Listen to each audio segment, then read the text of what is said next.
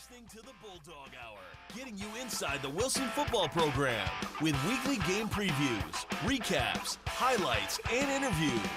Now, here are your hosts, Joe Mays and Justin Raffoff.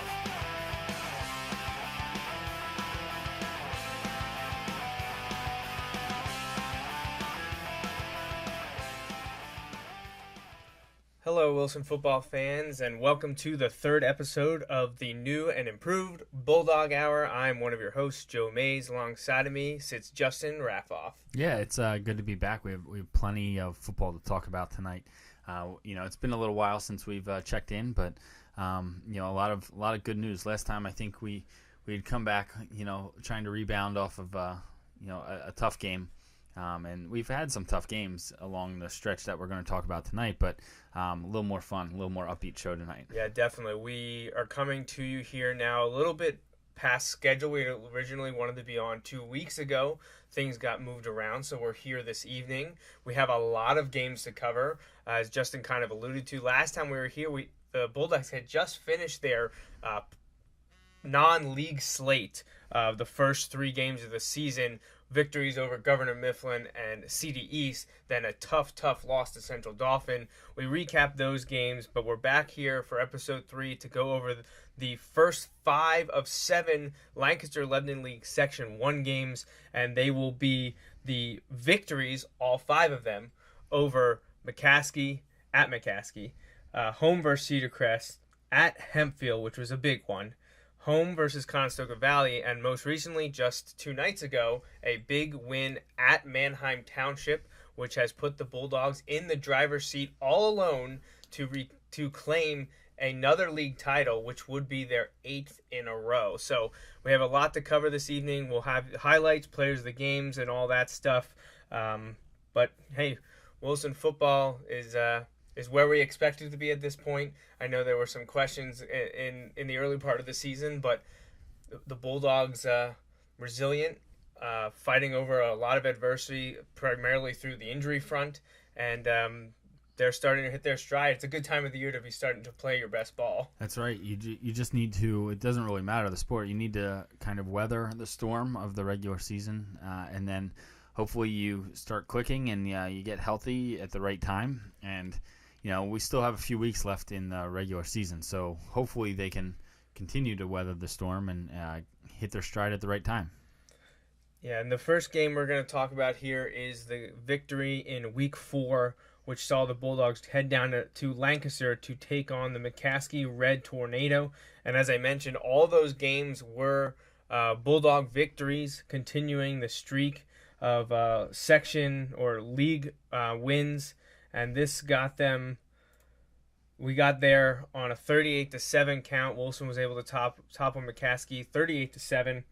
This was back over a month ago now. As I said, we've got a lot of games to cover. So back on Friday, September 25th, Wilson took down the Red Tornado 38-7. It was a little sloppy early. Sometimes on the road, the team tends to start slow. Obviously, still missing some key players to injury. Primarily, Shane Dantzler was the big one that everyone talks about all the time.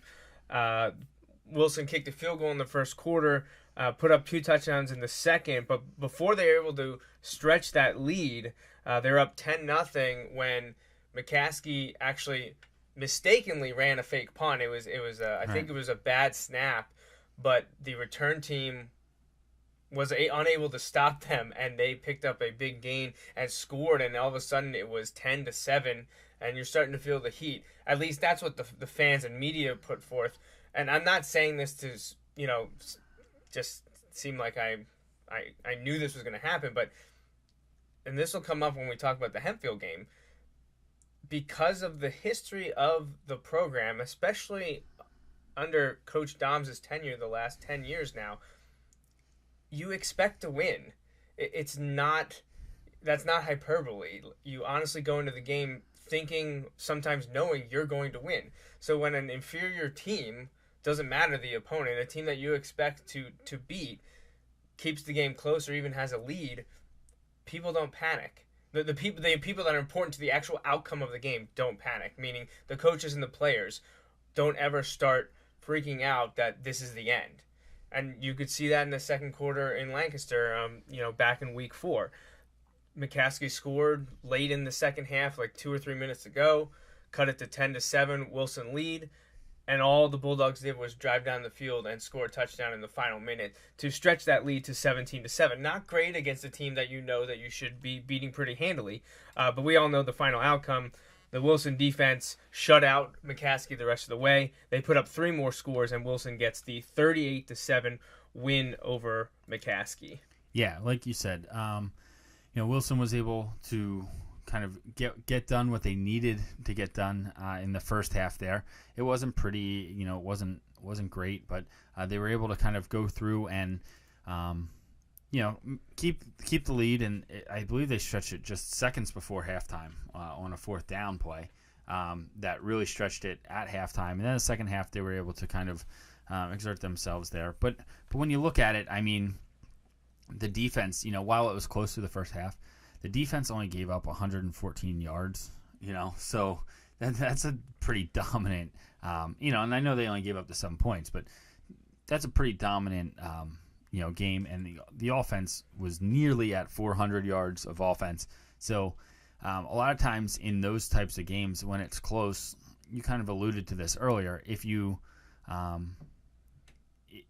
If the longer the game goes on, sometimes when teams hang around, that can lead to trouble. But other times, as the game goes on, as you get further and further into the game, when you see those types of disparity, the score is also going to start to get to that point as well. And that's essentially what happened. Wilson was dominating in lots of aspects of the game, just not in the score. And then eventually, overtime, the score basically came on to match those other stats. All right, let's take a look at some of the highlights, some of the good Wilson plays from that McCaskey game here. Again, most of the time we're looking at some offensive things, and here we're going to have a pass from Collin Powers and a big hit by the McCaskey defender, but held on by Adam Close. That was a nice game in the game versus McCaskey about 6 weeks ago. Tommy O'Brien got the start at running back as both Bailey McElroy and Shane Dancer missed some time during this game. Obviously, Dancer didn't play at all. But you'll see O'Brien here. He had a couple big runs coming up. He had two rushing touchdowns on the night.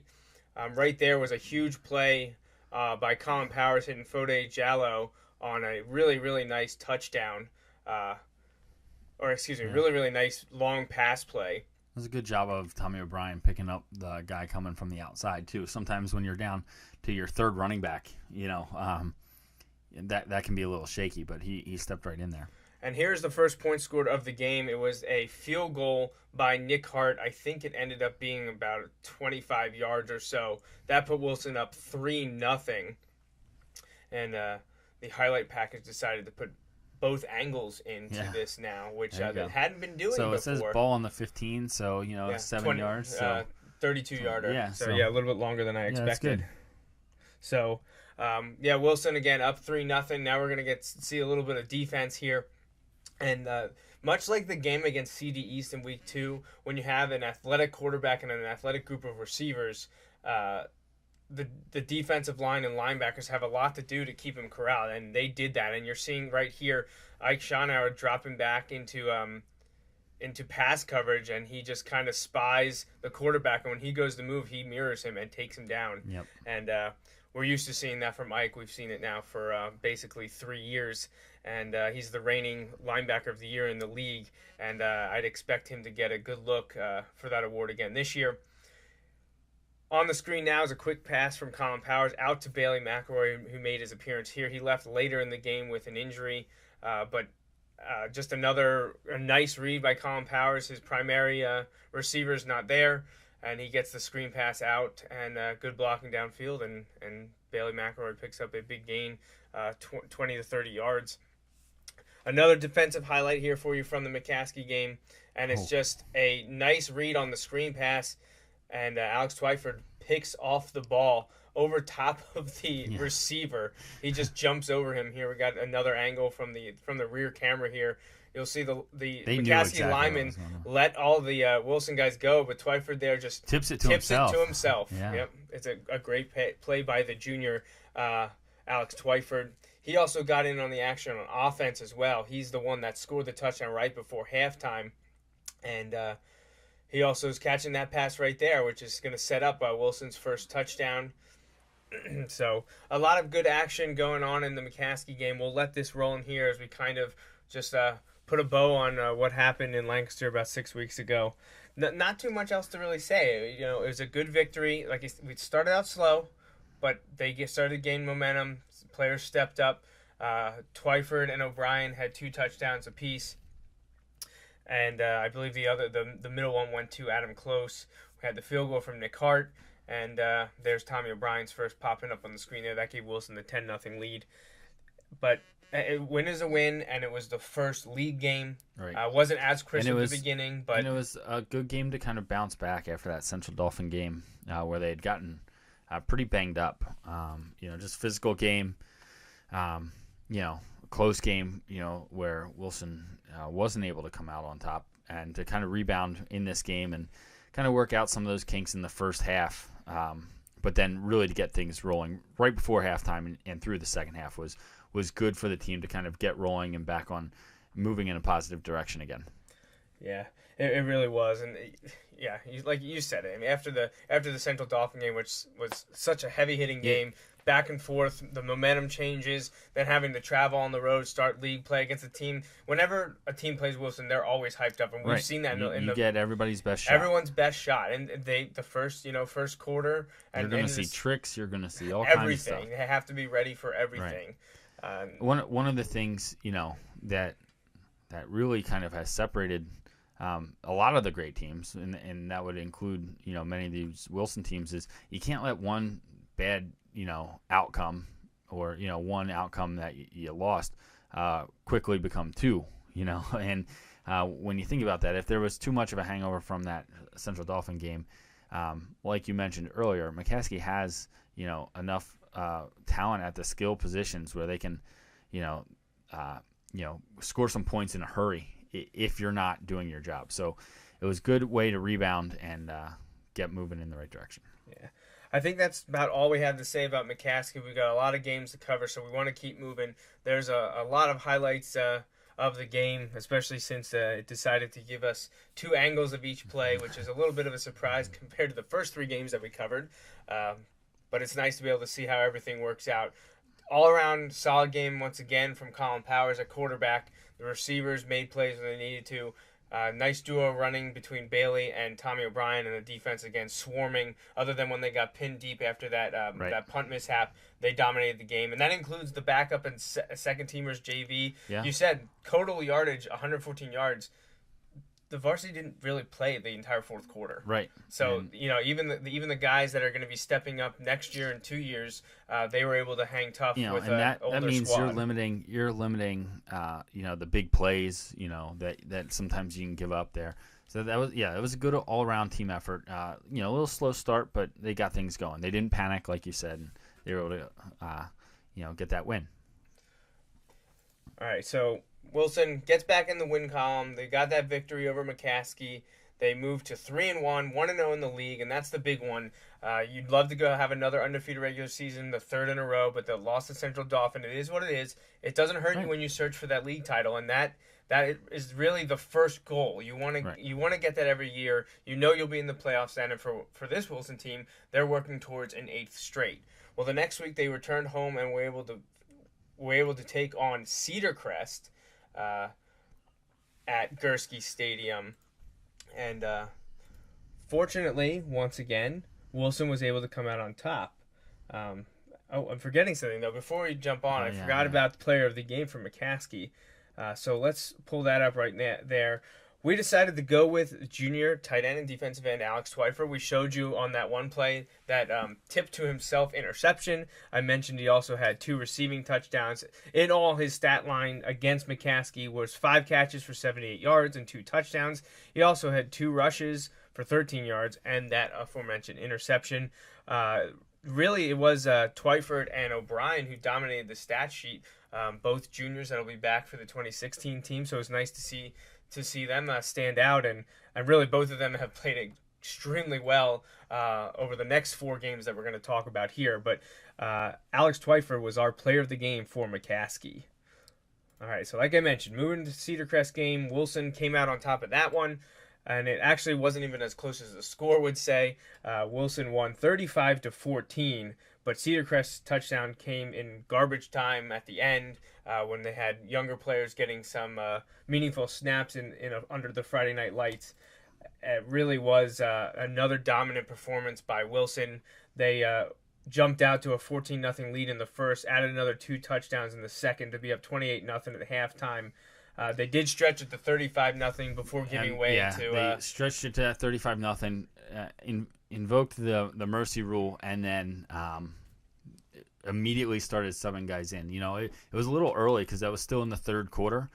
So I know there was some talk of should they have kept the starters in and everything, and I think. With we mentioned last game with the injuries and the way they had been mounting up in the first third of the season, I think that kind of made the decision for the coaching staff, and they were not going to risk anything, and especially with the mercy rule going on, they started to get some of those young guys in there and be able to kind of give them some time so that they could rest some of those starters and hopefully prevent further injuries to some of those guys. So. Like you said, is really dominant. I think I don't know if he's a freshman or a sophomore, but the quarterback for Cedar Crest. Yeah, he's young. I don't remember. And I believe he's the brother of Evan Horn, which is the wide receiver and safety, and he's really good. Evan Horn is really good, and he's a player that you'd love to have on your team. And he was all over the field. But you see here, in that play right there, and Wilson was able, outside of a couple players, Wilson was able to kind of just pretty much do what they had planned to do. Not that they couldn't, not that Cedar Crest didn't make any plays, but Wilson was able to go out and execute exactly how they hoped they would be able to, and they took care of business. Yeah, it was all around solid effort once again against a team that just wasn't able to compete with the Wilson's talent. Real quick, that formation right there where you have Ike Schunhauer as the running back and with Alex Twyford as the quarterback. Yeah. Wow. So you saw a lot of little bit of wrinkles here that we hadn't seen as much in the first 4 games, where we saw different players take snaps other than Collin Powers. Jake Klein, the backup quarterback, or came in certain packages, got injured in the McCaskey game, is likely out for the season. So instead of they still mostly rely on Collin Powers, and he's been fabulous this year. Just to put a few wrinkles in there, they started playing a few other people under center, primarily Alex Twyford in short yardage situations, but also John Fox, who, as I know all too well, was a quarterback in middle school and definitely has the arm and the ability to play the position. So he took a few snaps under center as well. And everything was going Wilson's way. They raced out to a 35-0 lead. It wasn't even as close to the final score. But some unsung people getting a lot of time and action, people we don't mention as much, especially when they're linemen. Luckily, they also play defensive line, so they can be able to rack up some stats there. But players like Ben Harris and Brett Kaufman, who's had a couple fabulous games at home here against Cedar Crest. He collected a few sacks. I think he had 3 sacks against Cedar Crest. And he also did the same in upcoming against Conestoga Valley. So a lot of great play for some. Those players are the ones that you need to perform to get to the level that Wilson's at. Every team's always going to have a player like Fox, Gehman, Dantzler, Schunhauer. Every team's going to have a couple of those that are going to be big-time players that every team's like, those other 8, 9, 10 guys on the field at the There's same other time. 7, 8 guys you have to have performed that may not get every. Well, that was a huge block by Adam Close there. You have to get all 11 guys operating at a high level. There's a couple guys that are going to get all the press, but it's an entire team effort, and Wilson's no-name seniors, once they step up when it's that last year, that's what keeps the program going, and that's why the team is so strong once again this year, because of those players that may be playing for the final time this season, and they know that this is their last shot, and they're definitely putting it all out there. and clicking at the right time. So the Cedar Crest film is just finished up here. So we'll move on to our player of the game for Cedar Crest, which was senior wide receiver cornerback Jake Gehman, who had a fabulous game. You saw his highlight, his leaping touchdown, which I was fortunate enough to grab a picture of as well. And that is what's up there on the screen now for recognizing Jake Gehman as our player of the game for the victory over Cedar Crest. He only had 2 receptions, but he got 44 yards and a touchdown. Now, normally as a receiver, that's, you got the touchdown, that's great. Right. But he also had 4 rushes for 96 yards, a score as well. And then from his cornerback position, he had a tackle and a pass breakup. So an all-around solid game from the senior speedster, Jake Gehman. So congratulations to him for being our player of the game for the Week 5 win over Cedar Crest. So Wilson, another victory. They moved to 4-1 on the season. 2-0 in the league, and this also, was a big game. The second league win, kind of keep things rolling there with their league wins, so that they could kind of just, not really, that record was coming into focus there, and so that was a big win. Cedar Crest, in some of their other games, had been able to put up a lot of points. So just not knowing what you're going to see out of that, out of that opposing offense, it was a good win for Wilson to get. Okay, so yeah, and be able to get some guys some reps and to rest some of the guys and nurse some injuries. Right, Wilson was still missing a lot of players for the Cedar Crest game. Primarily, once again, Shane Dancer. I mentioned Jake Klein had gone out of the McCaskey game with an injury and is expected to miss the season. Some nice players stepped up and filled in, and another victory. Right. Took care of business. Yeah, the defense didn't give up. The starting defense didn't give up a touchdown. At this point to the Cedar Crest game, the only points the varsity D gave up was 3 to Mifflin, nothing to CD East. 20 to Central Dolphins. They're at 23. McCaskey, they gave up 30. Right. They didn't give up anything to Cedar Crest. Right. So in 5 games, the starting defense gave up 30 points. Yeah, it's pretty crazy. And looking back, I mentioned the record that tied at the time that tied the record for most consecutive LL League wins in a row, and that was Manheim Central's record. Correct. Back from the mid-90s to late 90s. Very late 90s. Yeah. No, it was 99 to 2006, actually. I remember when they lost because I lived in Lancaster County at the time, and when they lost, the headline, not of the sports page, the headline of the paper was Hades has frozen because Manheim Central had lost. And that was... They hadn't lost in years in a league game. In a league game, right. So, well, there was a state title in there, so they were rolling. They were a really good team.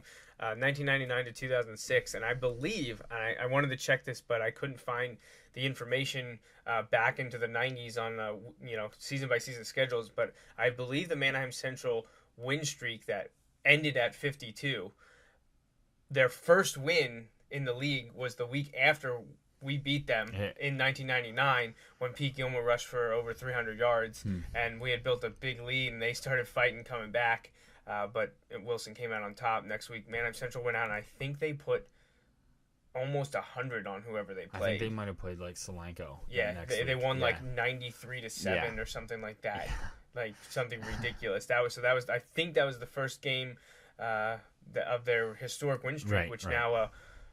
Wilson had tied with this victory over Cedar Crest. So that set up a huge game the next week. Traveling to Landisville to play Hempfield, which at the time was undefeated, 5-0, and they were one of 2 teams expected to challenge Wilson for the Section 1 crown. Yeah, and you have to go back a long way. Hempfield used to be up there near the top of Section 1 every year, and then they had hit a spell there where they weren't, for whatever reasons. I'm sure it's a variety of reasons, but they weren't there. And then they had a coaching change a few years ago, and it's actually been building in the right direction for them. And I know a few years ago, you and I went up there to watch the Wilson game, and we're like, man, that team's bigger and a little better than we were expecting to see. And Wilson took care of business and won that game. But you could just tell, man, they might be turning the corner. They might be onto something here, and they've continued to get better. They have since then, and they had shown it this year so far. But everyone, I think, including Hempfield, would admit they hadn't done it against the best of the best. They played some decent teams, some teams that are going to make district playoffs and things like that. But like you said, Wilson's going to get everybody's best shot, and this Hempfield game.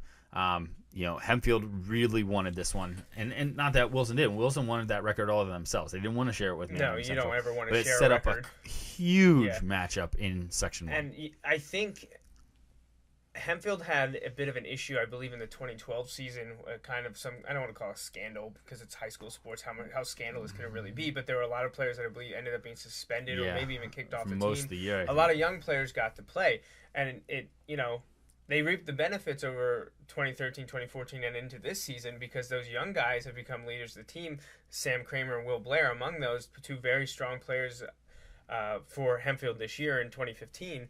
Back in 2013, they made the district playoffs. They lost in overtime to, I believe, Central Dauphin. Then last year, they went to multiple overtimes with CD East.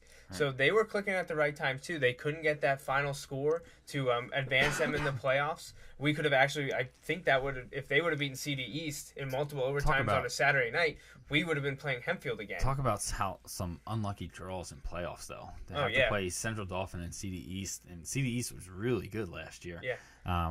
That there's some a little bit of an unlucky factor there. But like you said, Hempfield was 5-0 coming into this game and ready to go. And as you're going to see, push Wilson pretty good here. In some ways, in terms of a close game, you and I always have a discussion virtually, whether it's a Wilson game or whatever we're watching. Close games aren't always great games. Sometimes they're just close. I wasn't there at this game, but again, this was a close game. It's a classic game, just in terms of what it meant, in terms of the streak and what it meant, in terms of the section and all those things. It wasn't just a random game; it's a big game. But there were plenty of mistakes to go around on both sides, so still a little sloppy. But it's high school football; you're not going to have perfect games very often. No, and, like we mentioned at the beginning of the show, we said every game we're covering tonight was a win. So that Wilson won. It was an exciting game, probably only because we won. Like, if we would look back on it and it was a loss, you probably wouldn't call it exciting. Yeah, it would, tough. Really magnify those mistakes. Exactly. You'd look at the plays that you missed and be like, this was a huge moment. Thankfully, luckily, Wilson was able to come away with the victory, 15-9. They were trailing... I don't want to say most of the games because it was tied at halftime, 7-7. Wilson did get on the board first. They got that first score on a nice pass play from Collin Powers to John Fox. Unfortunately, that was at the end of the second quarter. On the next kickoff, Will Blair took it to the house, 90 yards, and all of a sudden the score was tied again. So they fought each other all first quarter. Back and forth, neither offense getting too much momentum, although Wilson's offense was moving the ball better than Hempfield's. Hempfield did miss a long field goal. Wilson ended up just kind of shooting themselves in the foot, taking bad penalties or just missing passes, dropping passes, slipping on the field. Stuff was happening that just like we just need a break. They weren't getting it, and you score at the end of the second, and right away they come back and tie you. You go into halftime 7-7. What was interesting at halftime, being there with the team and the coaches as they prepare for the next half of the game, the kids were disappointed. They weren't down on themselves. They weren't thinking that they're in this crazy hole that there's no way they're going to win this game because, like I said before, the Wilson mentality doesn't allow for that. But they were obviously disappointed with the way things were going. The coaches were incredibly upbeat. They knew that their game plan and the way they've executed so far on both sides of the ball, everything that they wanted to do was there. It just took perfect execution. And it would take some time for that to come up, at least on the offensive side. Defensively, since they only scored 9 points, varsity defense, once again, did not give up any scores in this game. Right. They were scored on special teams. All 9 points that Hempfield scored was on special teams. This was by a offense that was, I think, ranked third in the league at the time. Right, and was leading the league in rushing, I believe. Right, and they were potent. I think Sam Blair Kramer, had run over 200 yards the 2 previous games. Kramer and Blair were our electric Or players. let me rephrase that. I think Blair had like over 400 yards in the 2 previous games. But when I look at some of the things, like you said, Wilson was just,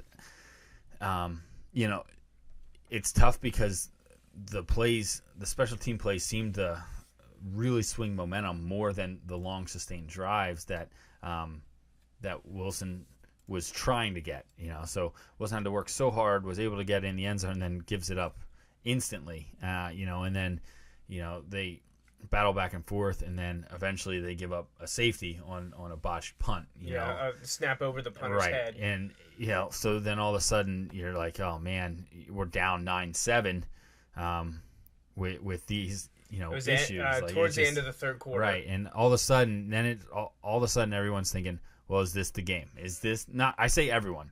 Again, I'm speaking on behalf of everyone people who not are on the following Wilson along, sidelines. Everyone who's following along on Twitter, like myself, during this game. Just, is this the game? And you see the writers saying it, and it's funny because they admittedly, when they're saying this, they're like, I may regret this, but is this the game? Is this the end of it? Jeff Reiner said that, is it going to be bookend losses for him? He was at the Manheim Township game on October 26, 2007. That was an amazing catch.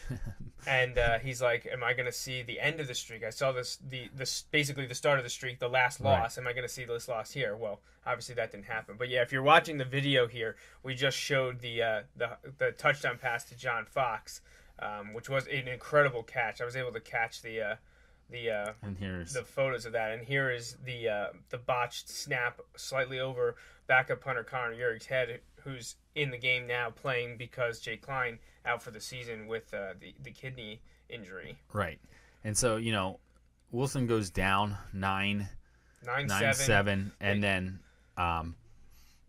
but was able to we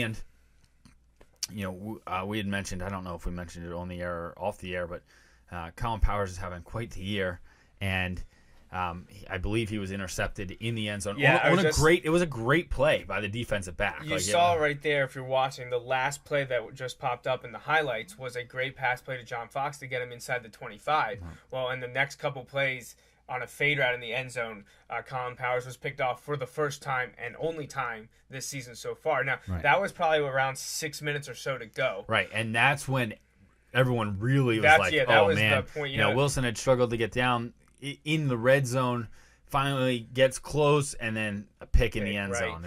You're only down by 2, so a field goal right there would have given Wilson the lead as well. But you throw the interception, the turnover crushes you. And if there was some kind of high school football fan graphs, the win probability just dropped. Right, because now there's like 6 minutes to go. Well, thankfully we have the Wilson defense. Right. They held Hempfield as they had done the entire night. And the Bulldogs got the ball back. And here we'll start up the highlights again. Nice run by Bailey McElroy. And I believe he actually comes up gimping on a play here coming up and leaves the game. And we have not seen him since. Obviously, he's in right now, so it's not this play. But yeah, Wilson was able to kind of methodically move it down the field after the defense had that great hold. And then they were able to kind of just get it started here. And as you'll see coming up. There.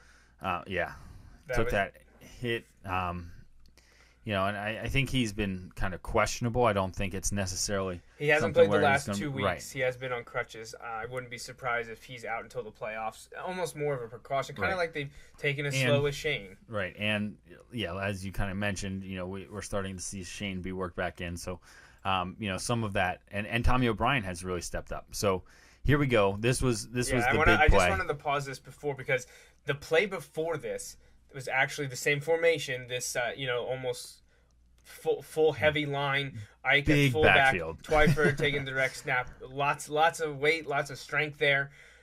There was actually a fumble, and Wilson lost a few yards. Jeez. But they're back in the same formation, thinking, are they going to run it again? Can Twyford throw it? Well, it doesn't matter because he's just going to take the ball, pound his way through, break through a tackle, get across the goal line. You can see the coaches and sideline jump up in excitement. And Here is the last play of the Hempfield drive. You're going to see pressure, and Fode Jalo, the junior outside linebacker, takes him down for the sack, sealing the game, and there's the victory formation.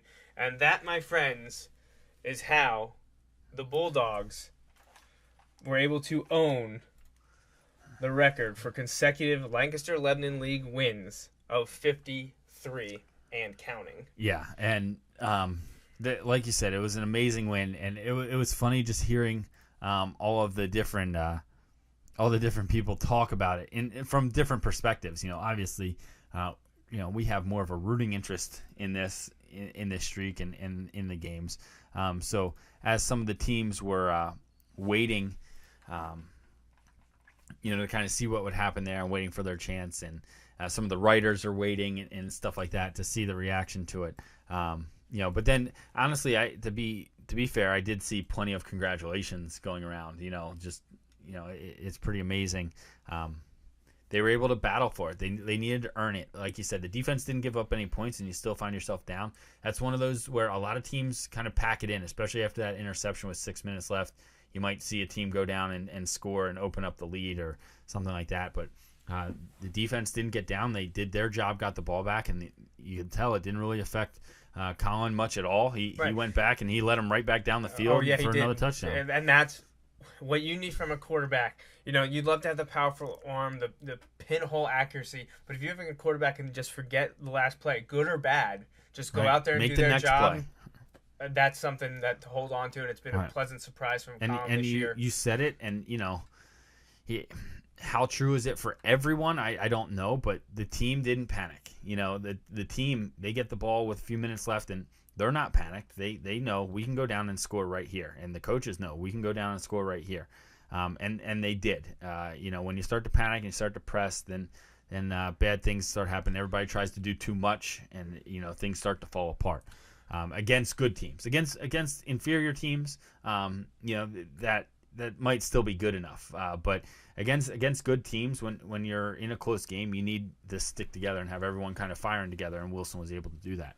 More about Collin Powers, and we heard this from Coach Palm on our preview show, that he was a great surprise. Like, they had confidence in him, but the way he worked over the summer, the way he looked in camp and 7-on-7s, and then when they got the full team camp, the full pads in the scrimmages, it looked really, really great. And you don't want to say it was a surprise, because you don't want to say that he was not performing to what they thought beforehand. But when you have a senior step up like he has, his performance has been incredible. Now, jumping ahead a little bit, he's up to 14 touchdown passes. He still only has the one interception. Right. So if you can get that kind of ball security, just decision making, incredible decision making in the clutch. I mean, his best game of the year was against Central Dauphin. Yeah. He's almost set a Wilson record for passing yards. For like 300 he threw for over 350 yards. Yeah, that's crazy. Against one of the best teams in the state. Right.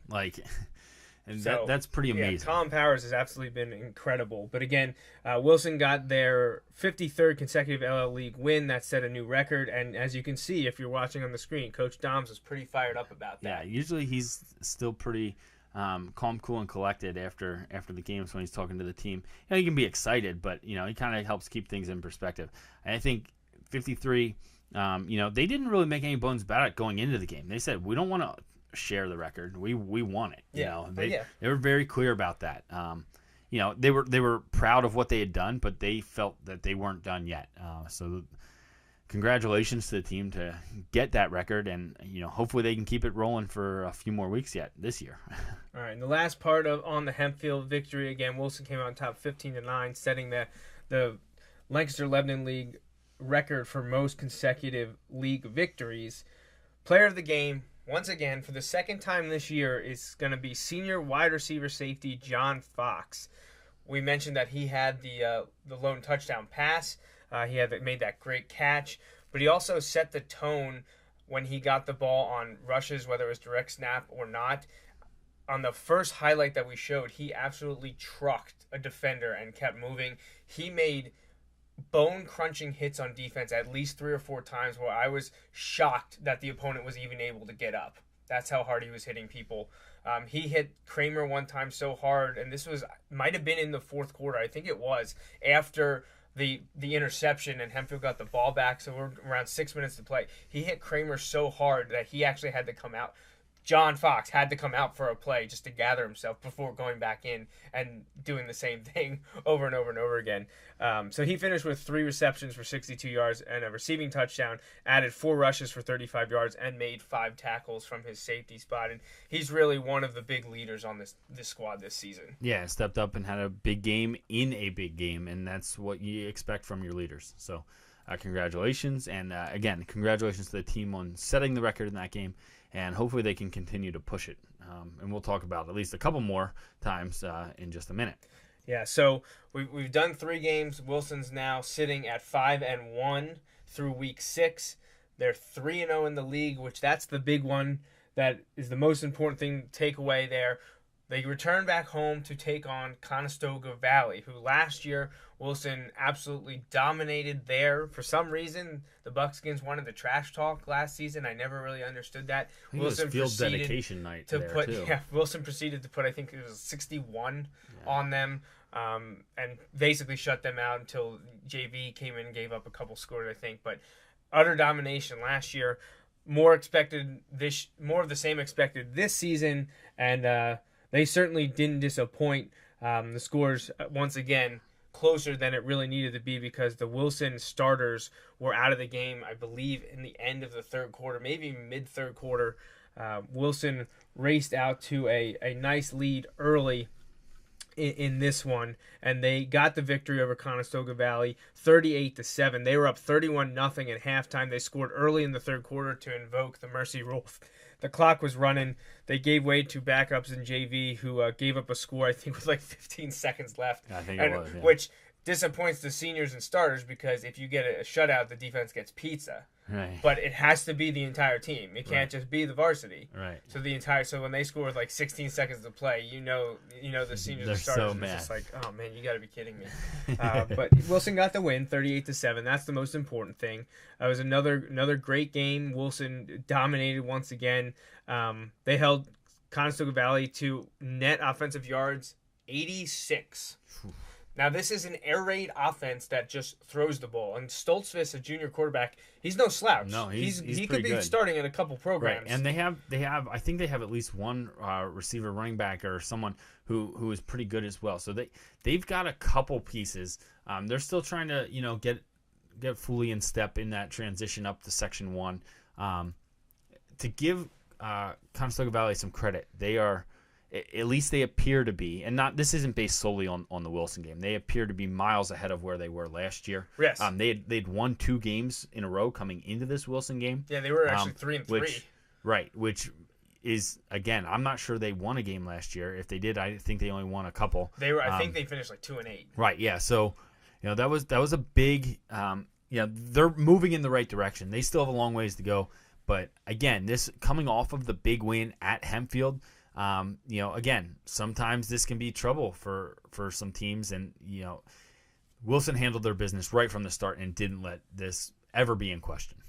Yeah, and I mean, literally everything you just said from the start. John Fox and Wilson offense scored, I believe, on the third play from scrimmage. Mm-hmm. One of the big things, if you're watching the video screen, you'll see for the first time since the Governor Mifflin game, that number 6 running the ball. Shane Dantzler made a triumphant return to the lineup. He's still not full speed, not 100% healthy, but he got back, got a few carries. Based on the last highlight, right, yeah. When they say that he's not ready to go, when you look at some of the stuff he did against Conestoga Valley, you just kind of shake your head. He had 7 carries for 68 yards. Didn't get in the end zone, but he looked good. You right. hear Justin talking about some of the things that he was able to do.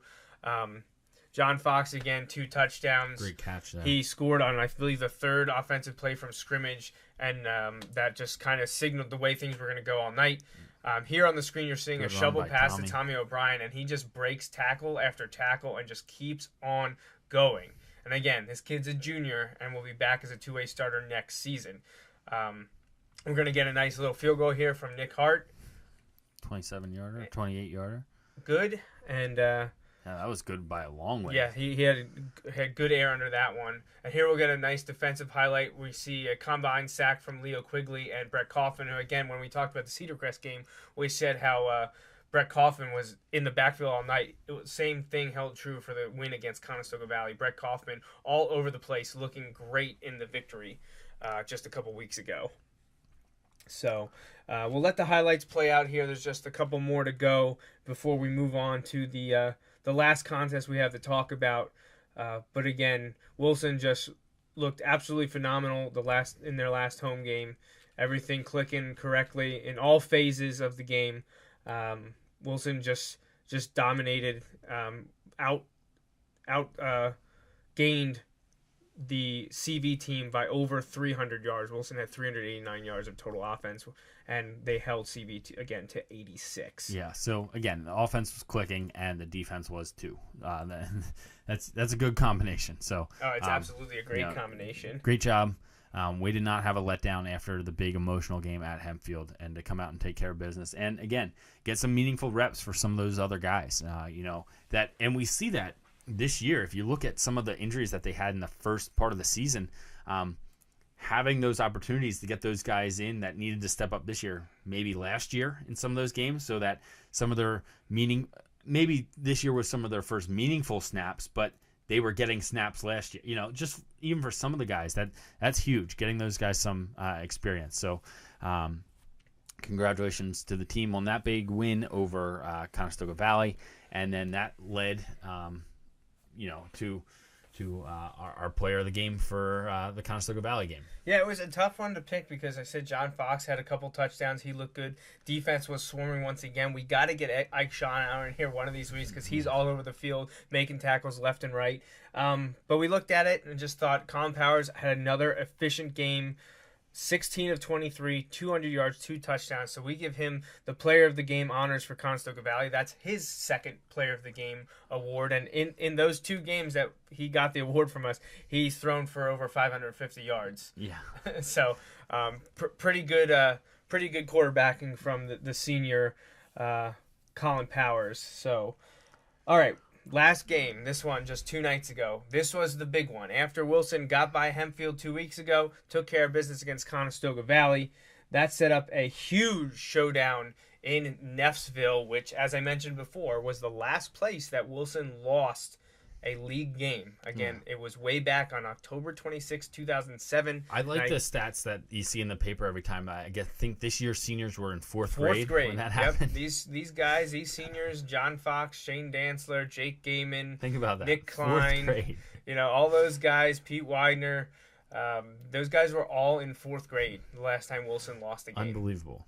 So they were still 3 or 4 years away from playing for me. Right. Think about some of the young kids. If you have a sophomore here and there that's in the game, think about what they're in 2nd grade. 2nd grade last time Wilson lost a league game. So this is a huge one. Neffsville, all the media was there. WGL, Reading Eagle, all the Lancaster. Yeah. This was the big one. I love seeing the stuff on Twitter from the writers, just like, whoa, it's packed in the press box tonight. Stuff like that. It doesn't happen a lot for high school games because there's so many going on. They have to spread their guys out. But there's another big one going on too. Right, exactly. Cumberland Valley at Central Dauphin. Right. So when you get a big game, when you get 2 huge games within the district in the same classification, even, to have that many people at one spot was kind of cool. This one had been circled since the summer, maybe last spring, maybe even last fall when Wilson beat Township twice, but we knew Township had a lot of talent coming back, especially quarterback Eric Benjamin and wide receiver John Stutz, and they have been just dismantling teams. Yeah. Now, they fell to Central Dauphin in week 1. Big, 42-12, but they rattled off 6 straight victories, all pretty convincing. Yeah. They look good doing it. And again, another offense that was completely steamrolling teams coming second in the league, I think, in offense, and probably the best I think they were second in the attack. league in defense, too, coming in. So this was an all-around great squad that Wilson was facing in Neffsville Friday night. And, things went a little bit different than I think all the media and at least half of the fans expected. Right, yeah. Wilson was able to kind of get things going again very quickly, and that's huge. To jump out on teams, kind of set the tone early is really kind of key, especially when you have a defense like Wilson's that traditionally has been pretty good. And again, Stars didn't give up a touchdown in the Conestoga Valley game. So or I the think Cedar Crest game. I think you can go back to the McCaskey game. McCaskey game is the so last week time. 4 had been the last time the defense had given up a touchdown. The starting defense had given up a touchdown. Correct. The starting and varsity so like, defense. oh my gosh, Yeah, because week 5, McCaskey got the one. Nothing for Cedar Crest. Nothing for Hempfield. That was all special teams. Right. Nothing for Conestoga Valley on the starters. Right. So you take a defense that's clicking to Manheim Township against that exquisite attack. Something's got to give, right? And so if you can jump early, that might mean good things. And, the Bulldogs got it done. They jumped out to an early lead, and they played suffocating defense, despite what the scoreboard says. 48-27 sounds like an offensive slugfest. Wilson was able to get 3 more. Well, it really wasn't that close. It was 48-13 in the fourth quarter before Wilson put in their backups and JVs. And Wilson actually gifted one to Township on a fumble recovery and returned for a touchdown. So that one doesn't even go against the defense. 2 of their others were against the backups. So the starting defense gave up 1 touchdown to Township. They missed the extra point, so they only gave up the 6. And that Township's touchdown drive was aided by multiple penalties, a few of which would be considered soft. Not saying that they didn't happen, but it's kind of one of those 50-50 wasn't going to be called. But they got called. They gave up the touchdown. But, I mean, really, again, now we're 8 weeks into the season. The starting defense has given up 36 points. Yeah, that's incredible. Yeah. Not even 5 points a game. Right. So, again, they were going to be tested in this game, and they passed with flying colors. Yeah. They did really well. Let's roll the highlights here, and we'll kind of talk about them since it just happened. They started out on fire. Wilson got the ball. And you see number 6 running the ball. There's Shane Dancer again, still not completely healthy. I think he himself said about 70%, and he looked pretty darn good for 70%. So he took he's getting hit behind the line and bouncing out, and there he goes. That's what he brings to the table. 2 plays, and I think he already has 30-some rushing yards, and then this sets up the 3rd offensive play for Wilson from scrimmage, which is just going to be a 40-yard touchdown to junior tight end Alex Twyford. And that really started things going for Wilson. Now on the immediate next series, the one that Township was on offense, they went for a fake punt, and the Wilson coaches knew what to do, and they sent Jake Gehman from his hot spot, and him and Ike Schonauer silenced him at the 21. Wilson took over, and on literally the next play, Collin Powers connects with John Fox. And all of a sudden, Wilson's up 2 scores. The only unfortunate thing and the one blemish to start the game, both of Nick Hart's extra point attempts were blocked. By the same guy. Same guy. Yeah. The one on the screen now is the field goal block by the Wilson special teams unit, so they got able to get back with them for that. And you heard me say, Manheim Township on their score against the varsity D, Township missed their extra point. So there's a lot of kicking game issues. But here another nice run from Shane Dantzler. Here's going to be a nice pitch and catch with, I believe, Adam Close here. He's going to make a defender miss after catching the ball from Collin Powers, and he gets down the field. But really great all-around team effort once again from Wilson, and this was their best game of the year. They played tough with Central Dauphin, only lost by that 1 point, but there were so many penalties and miscues. Wilson had 2 touchdowns called back. Yep. They missed a field goal after getting called for I believe an illegal equipment failure or not having enough equipment. Right. This was easily their best game. Now, like I said, they had the rushing fumble that was returned for a score. They missed 2 extra points, but their offense was essentially unstoppable. Like, there was nothing Township could do to stop the Wilson offense. This is the best the Wilson offense has looked in a long time. Right. That one right there to Jake Gehman, he was so wide open that when Collin threw the ball, I thought that the defender was going to get over there because Collin put so much air under it. But there was no one when Collin wound up to throw the ball. There was no one within 15 yards, 20 yards of him. That was the 2-point conversion that Jake Gehman got right there. And then here's a nice special teams play from Mason McElroy. He picks up the rolling kick at about Wilson 22, and he sprints all the way to the Manheim Township 46, which just set up the 3rd quarter to start off right. There was also a 15-yard personal foul for hitting Mason when he went out of bounds. Jake Gehman takes the next step, and he sprints deep into Manheim Township territory, goes out around the 10-yard line. And then a few plays later, Jake Gehman's going to take the direct snap, and he's going to get in for the score. And the route was on. Like, they could not stop anything Wilson did. And the Wilson defense, once again, if you're only giving up 6 points to Eric Benjamin and that offense, that what they have been doing, you're doing something right. And Jake Gehman was able to, obviously he also plays cornerback. His highlights usually are on the offensive side, and he himself has said he loves to play receiver, but he's also becoming a pretty good cornerback. Yeah. And he, much of the night, had to cover John Stutz, who was the league leader wide receiver. After he missed the Central Dauphin game, but he was still leading the league in receiving. Jake Gehman and the Wilson secondary held him to 1 catch for 9 yards. Yeah, that's huge, especially when you're up big and you know they're going to be back there gunning it even more than usual. So that was the defense helped to set that up, and but like you said, and like we kind of mentioned earlier, the offense being able to get things clicking and rolling early in the game kind of just plays right into Wilson's hands, because when you become one-dimensional against the Wilson defense, that's gonna play right into Wilson's hands usually. Yeah. Right? I'll take our chances with that. Yeah. Now the confusing thing, if you look at the box score, you think, all right, Wilson won by 3 touchdowns. That's a pretty dominant victory. But like I said, it was not that close. Right. Wilson was up 48-13. One of the scores was by the Township defense. So the Wilson defense was smothering. If you look at the box score, Township gained 338 yards. That's pretty good. But again, a lot of that came when the Wilson starters were done. Right. Like Benjamin and Stutz were not getting anything done. It was just all around swarming, smothering defense. Offense looked great. And I said special teams were making plays. Now, obviously, the blocked extra points are something that has to be addressed. But the return game and the other aspects of the kicking game were working very, very well. And just a total team effort, a great win for the Bulldogs, 48-27 over Township.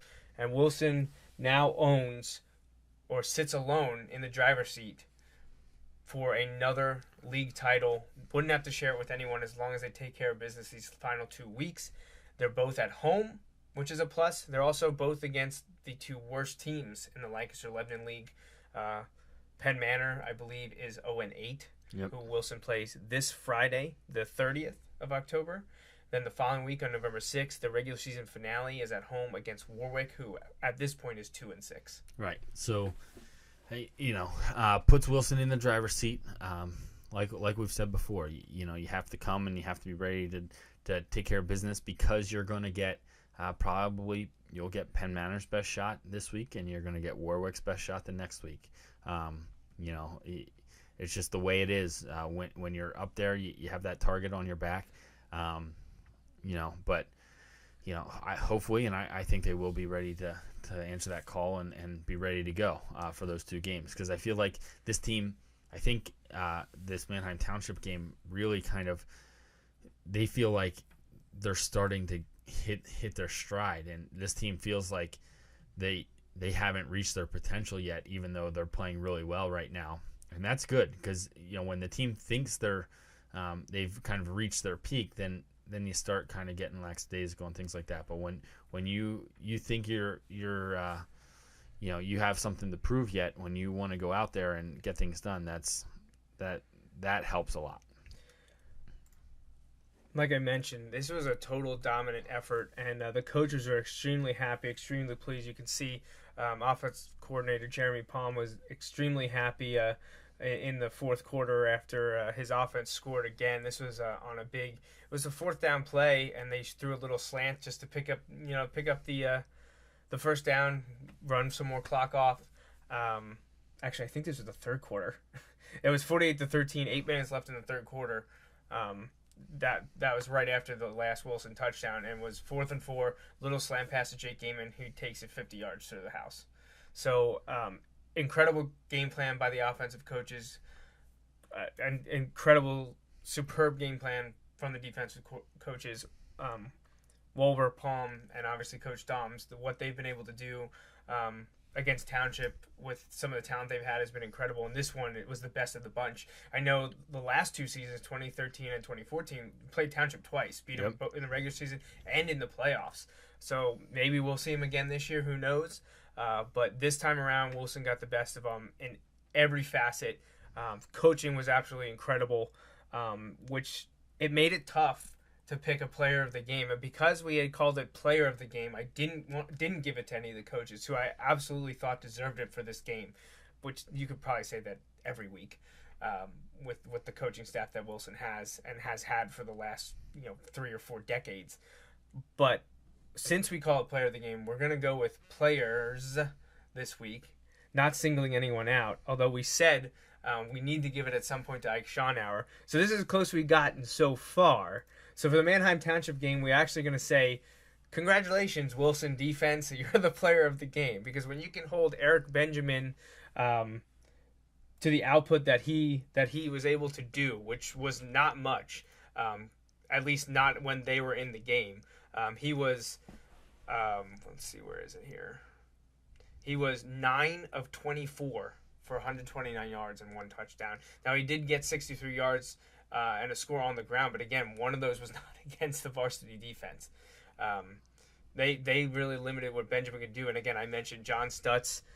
You hold him to 1 catch for that wouldn't even have picked up a first down. A 1st and 10, he only got 9 yards. What an incredible job by the secondary to corral Benjamin and Stutz, and the game plan set up by Coach Wolber and executed by Coach Naples.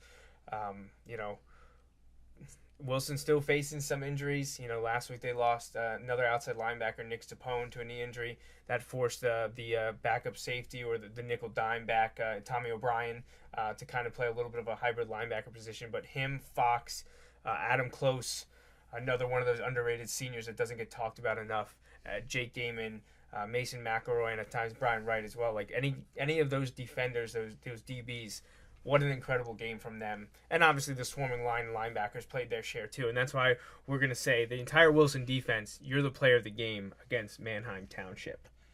So that wraps up thus the breakdown of the 5 games, all 5 Wilson victories. They're sitting at 7-1 on the year.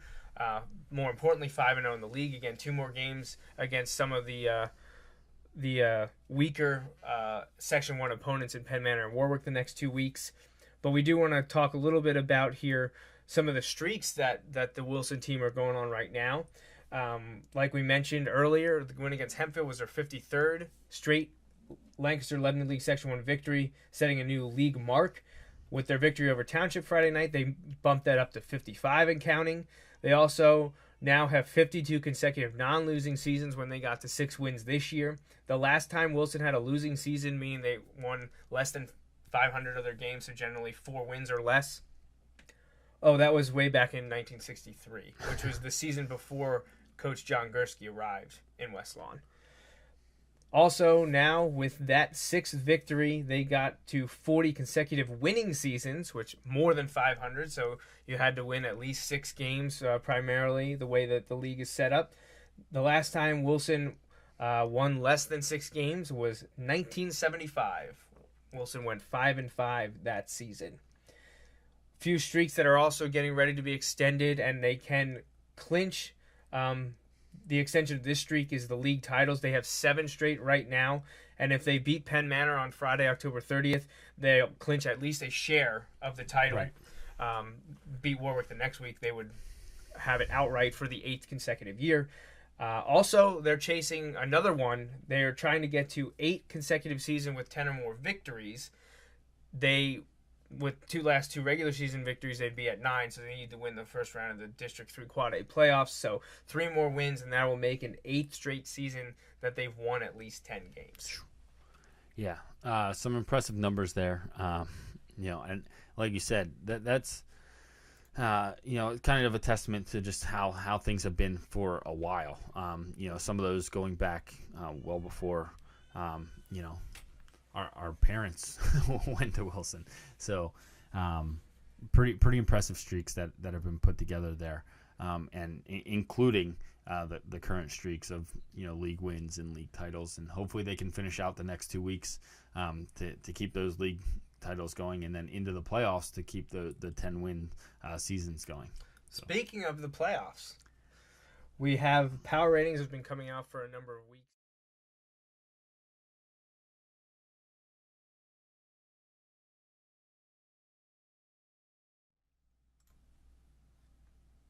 Let's try that one more time. The power ratings have been coming out for the last few weeks now. I haven't talked about them really because until you get to this point of the season, what's the point? And some would say, what's the point now? Because there's still 2 more games to be played. But just to give people an idea of the way things are shaping up, the power ratings after week 8 have been updated. So if the District 3 Quad A playoffs started today and you're watching this, you can see what the breakdown would be, the brackets. Wilson jumped up to spot number 2. So the only way they could beat the number 1 team in districts, which still continues to be Central Dauphin, despite their loss to Cumberland Valley on a last-second 40-yard field goal by CV. Central Dauphin stays up on top. 16 teams make it. Wilson's currently number 2. They jumped over Exeter following the Week 8 victory. Exeter is still undefeated as well. So is Dallastown, but they're way down at number 7 because of their strength of schedule. Wilson would currently be starting with Carlisle, who they started with last year in the first round of the playoffs. Should they win over Carlisle, they would play the winner of Dallastown against CD East, a team that we've faced 3 times in the last 16 months. And Exeter also on Wilson's side of the bracket with Harrisburg, Lower Dauphin, and Cedar Crest. Governor Mifflin on the other side. But again, this is all preliminary. There's 2 more weeks to go. There's some big games left. Exeter and Mifflin playing next week. And then in Week 10, Hempfield and Manheim Township play. Right. So. Week 10, also Central Dauphin against brother school CD East. So there's a lot of big games left to go. This will shuffle around a little bit, but I would be interested to see if Reading can win their final 2 games to push into the playoffs. Yeah. They're 17th right now, so they're on the cusp and could be a first-round matchup. If they win their last 2, I have to imagine. Oh, yeah. If they win their last 2, if they win one of the next 2, it'll be close. Yep, right. It'll be iffy. So that's the way it stands right now. Wilson's second in the power ratings with 2 games to go. I don't think they can catch Central Dauphin without a CD loss. I don't think Exeter will catch Wilson, though it could be close. But as you mentioned before we started the show, they do have to play a AAA team, which impacts the way that their power ratings can jump up. If Exeter wins out and Wilson wins out, I expect Wilson and Exeter to be 2-3. Yeah, I would agree. All right. Well, I think that's everything. Do you have anything else to add as we wrap up the regular season in the next 2 weeks? I do not. Just good luck moving into these last 2 weeks of the regular season. Keep things going in the right direction. Yeah, congratulations on all the milestones to the coaches, players, alumni, fans, everyone. It's great to be a part of such an incredible program over the years, and that trend doesn't seem to be stopping anytime soon. Hopefully Wilson can win Friday against Penn Manor, and then Woolwich the following week, get to 9-1, win the 8th straight outright LL title, be in the top 2 in the district standings, and then have a guaranteed 3 home games should they continue to win before a big District 3 Quad A championship on Saturday, December 5th. Let's hope we're still broadcasting, talking about this team come December once again. It'll be fun. All right, before we run off, I do want to mention that I want to thank our sponsor. Our sole sponsor so far is May's Sandwich Shop, and I thank them and my father for helping us out with the costs of getting the show started and continuing to put out the content. So thank you to May's Sandwich Shop for supporting us. If you would like to support the show, you can do that. Visit bulldoghour.com and click on the links that tell you how you can support the show via direct donation or via Patreon, where you can get some perks for supporting us here at the Bulldog Hour. All right, well then I think that wraps it up. We will be back again probably in about 3 weeks once the playoffs get rolling. After round 1 or round 2 of District 3 Quad A playoffs, we will have the 4th episode of the Bulldog Hour. But until next time, I'm Joe Mays. And I'm Justin Raffoff. Go Bulldogs. Thanks for listening to this week's episode of the Bulldog Hour. Want more Wilson football? Follow the show on Facebook, Twitter, and Instagram. Subscribe to the podcast on iTunes and SoundCloud. Or visit www.bulldoghour.com. The Bulldog Hour is a featured program on jmnjrradio.com.